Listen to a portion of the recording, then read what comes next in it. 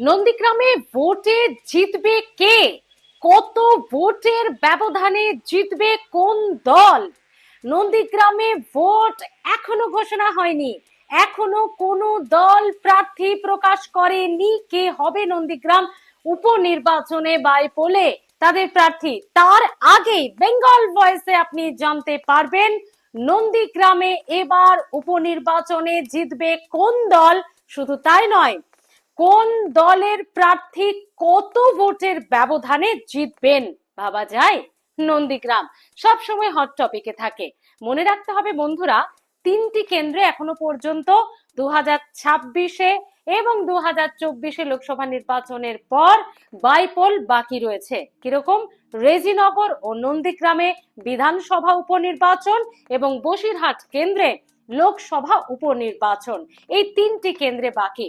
আর তিনটি খুব ইন্টারেস্টিং কেন্দ্র। রেখা পাত্রের বিধায়ক হয়ে যাওয়ার পর বসিরহাটটা নিয়ে বিজেপিকে চিন্তা ভাবতে হবে, এবং রেজিনগর নিয়ে যে কি চলছে, হুমায়ুন কবির যে কি করছেন সেটাও আপনারা প্রত্যেকে জানেন। আর নন্দীগ্রাম, নন্দীগ্রাম তো সব সময় হেডলাইন্স পয়েন্ট থাকে, সব সময় খবরের শিরোনামে থাকে, আর এবারও তার অন্যথা হলো না। তাই তো বললাম যে এখনো প্রার্থী ঘোষণা হয়নি, ভোটের দিনক্ষণ ঘোষণা হয়নি, তার আগেই নন্দীগ্রামে কে জিতবে, কোন দল জিতবে, কত ভোটের ব্যবধানে জিতবে সেটা আপনারা জানতে পারবেন। তো সেটা জানার আগে আপনাদেরকে অবশ্যই একটু ব্যাকে যেতে হবে। মানে এই বিষয়টা জানতে গেলে কিরকম একটু ব্যাকে, মানে এই 2026 আর 2021-এর ফলাফলের মধ্যেই কিন্তু লুকিয়ে রয়েছে 2026-এর বাইপোলে নন্দীগ্রামে জিতবে কে, কত ভোটের ব্যবধানে। তো আমরা প্রথমেই 2021-এর ফলাফলে চলে আসি, সেখান থেকেই কিন্তু আপনারা ধীরে ধীরে ক্লুগুলো বুঝে যাবেন। কিরকম? 2021-এ শুভেন্দু অধিকারী তিনি জয়লাভ করেছিলেন, হারিয়েছিলেন কাকে? মুখ্যমন্ত্রী মমতা বন্দ্যোপাধ্যায়কে। এবং শুধু হারাননি, সেখানে ইন্টারেস্টিং পয়েন্ট বেড়েছিল বিজেপির ভোট। আপনারা জানেন 43% বেড়েছিল বিজেপির ভোট। ভাবা যায়? অর্থাৎ 48% পেয়েছিলেন এখানে শুভেন্দু অধিকারী ভোট, এবং তার আগে 2016-তে পেয়েছিল বিজেপি, এখানে শুভেন্দু অধিকারী নন, সেখানে বিজেপি প্রার্থী পেয়েছিলেন মাত্র 5%। মানে 43% ভোট বাড়িয়ে 48% ভোট পেয়েছিলেন শুভেন্দু অধিকারী।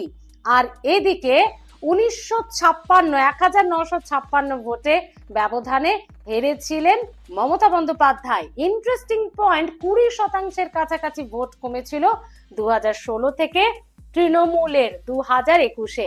মানে শুভেন্দু যেখানে, নন্দীগ্রামও সেখানে, মানে মুখ্যমন্ত্রী যেখানে, নন্দীগ্রামও সেদিকেই। না হলে দেখুন 2016-তে শুভেন্দু অধিকারী ছিলেন তৃণমূলে, তখন বিজেপির ভোট নন্দীগ্রামে 5%। 2019-এ তিনি চলে গেলেন, 2021-এ বিধানসভা নির্বাচনে বিজেপি এখানে 43% ভোট বাড়িয়ে পেলেন 48% ভোট। ভাবুন একবার। অন্যদিকে মমতা বন্দ্যোপাধ্যায়ের ভোট কমলো, মানে তৃণমূলের ভোট কমলো। এবার আসি 2026-এ, আরো ইন্টারেস্টিং পয়েন্ট। কিরকম? 1,27,301টি ভোট পেলেন এখানে বিজেপি প্রার্থী শুভেন্দু অধিকারী, 50% ভোট পেলেন, মানে গতবারের থেকে আরো 2% বেশি। আর পবিত্র কর দাঁড়ালেন, মমতা বন্দ্যোপাধ্যায় আর এবার দাঁড়ালেন না, পবিত্র করও হাড্ডাহাড্ডি লড়াইটা দিয়েছিলেন কিন্তু হারলেন। তিনি পেয়েছিলেন 46.55% ভোট, 1,17,636টি। তো এখানে একটা দারুণ বিষয় আছে। কিরকম? 5 গুণ ভোট, 5 গুণ। 2021 থেকে 2026-এ 5 গুণ ভোটের ব্যবধান। 2021-এ প্রায় 2000 ভোটে হেরেছিলেন মমতা বন্দ্যোপাধ্যায়, 2026-এ প্রায় 10,000 ভোটের থেকে 200-300 ভোটে হেরেছেন পবিত্র কর। মানে 2000-10,000, মানে 5 গুণ ভোটের ব্যবধান বাড়িয়েছেন শুভেন্দু অধিকারী। এবার কে প্রার্থী হবেন? শুভেন্দু অধিকারী তো নন্দীগ্রাম আগেই ছেড়েছেন, মানে প্রোটোকল অনুযায়ী তাকে একটা কেন্দ্র ছাড়তে হয়েছে, ভবানীপুরেই তিনি রয়েছেন। তো এখানে কে প্রার্থী হবে এখনো জানা যায়নি বিজেপির তরফে। প্রলয় পালের নাম মাঝে মধ্যে শোনা যাচ্ছিল, তবে নিশ্চিত নয়, সেই সম্ভাবনা ধীরে ধীরে কমছে। কিন্তু এখানে বিজেপি জিতবে 2026-এর বিধানসভা নির্বাচনের পর। 2026-এর বিধানসভা নন্দীগ্রামের বাইপোলেও উপনির্বাচনেও জিতবে বিজেপি।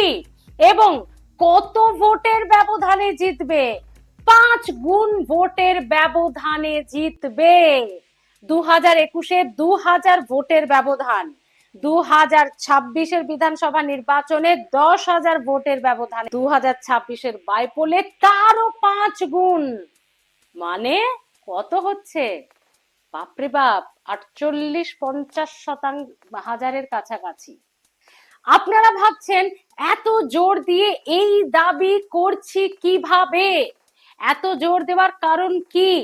এটা বেঙ্গল ভয়েস বলছেন না, বলছেন বিজেপির এই রাজ্যের প্রধান মুখ তথা মুখ্যমন্ত্রী শুভেন্দু অধিকারী। তিনি জানিয়ে দিয়েছেন প্রার্থী তো এখনো ঘোষণা হয়নি, আমরা সকলেই জানি, কিন্তু বিজেপি জিতবে নন্দীগ্রামে 2026-এর বাইপোলে এবং 5 গুণ ভোট বাড়িয়ে। 2026-এর বিধানসভা নির্বাচনে শুভেন্দু অধিকারী এই যে 50% ভোট পেয়েছেন, এই যে 10,000 ভোটের কাছাকাছি ব্যবধানে পবিত্র করকে হারিয়েছেন, সেটার 5 গুণ ব্যবধানে এবার বিজেপি প্রার্থী হারাবে তার নিকটতম প্রতিদ্বন্দ্বীকে।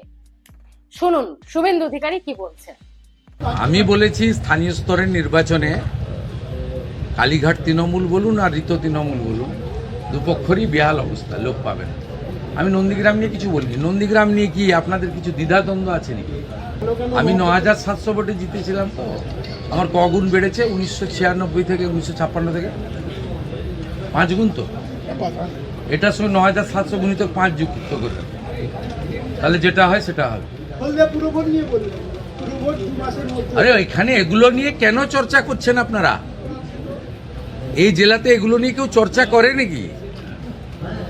2019-এ 37%, 21-এ 44%, 24-এ পার্টি ক্ষমতায় ছিল না, 49, এবারে 56% ভোট পেয়েছি।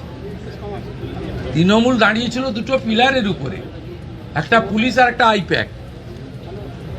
পুলিশ তো নেই, সরকারে না থাকলে পুলিশ থাকে না, আর আইপ্যাক তো ভোটের আগে পাতনি গুছিয়ে পালিয়ে গেছে।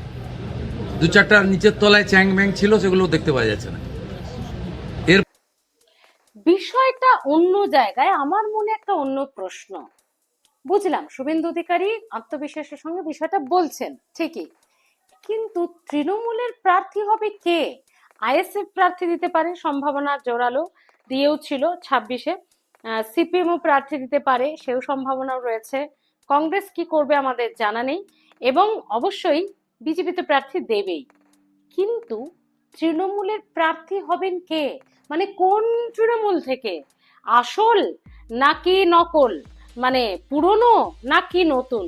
কালীঘাট তৃণমূল নাকি ঋতব্রত তৃণমূল? মানে কাদের, কোন দলের তৃণমূলের কোন পক্ষের কে প্রার্থী হবে? নাকি কালীঘাট তৃণমূল আর ঋতব্রত তৃণমূল দু তরফেরই প্রার্থী দেওয়া হবে? মানে কি দাঁড়াবে তৃণমূলের বিষয়টা? আর ঠিক এখানেই এখানেই ওই 5 গুণের কথা বলছেন শুভেন্দু অধিকারী, মনে করছেন রাজনৈতিক বিশ্লেষকদের একাংশ। তৃণমূল তো পুরো ঘেটে আছে নিজেদের মধ্যেই, কে যে আসল কে যে নকল, কার কাছে যাবে প্রতীক, কে পাবে পারমিশন। 21শে জুলাই নিয়ে এখন নিজেরা এই করছে, কে পারমিশন পাচ্ছে কে পাচ্ছে না। দল ছেড়ে মানে কালীঘাট মমতার হাত ছেড়ে সবাই চলে যাচ্ছে তৃণমূল, নতুন তৃণমূলে ঋতব্রতর কাছে। তো তারা কিভাবে নন্দীগ্রামে প্রার্থী দেবেন, এটাই হলো এখন প্রশ্ন। নিকটতম প্রতিদ্বন্দ্বী বিজেপির হবেটা কে? তৃণমূলের কেউ, আইএসএফ, বাম, কে হবে? এটাই এখন প্রশ্ন। আর সেজন্যই বিজেপির রাস্তা কিছুটা বলা চলে, মানে বেশিরভাগই প্রায় পরিষ্কার। এখান থেকেই এই হিসেবটা কিন্তু ভালো মতো বোঝা যাচ্ছে। কি শুভেন্দু অধিকারীর সঙ্গে এবং যে ক্যালকুলেশনটা আপনাদেরকে বললাম সম্ভাবনার কথাটা, সেটাই আপনারা কি একমত? তৃণমূল যখন এরকম ঘেটে রয়েছে, তখন বিজেপি কি সেরা হতে চলেছে এই নন্দীগ্রামে? কারণ 2016-তে শুভেন্দু অধিকারী ছিলেন না, কিন্তু 19-এর পর পুরোটাই তো বিজেপি, মানে শুভেন্দু অধিকারী যেদিকে নন্দীগ্রামও সেদিকে।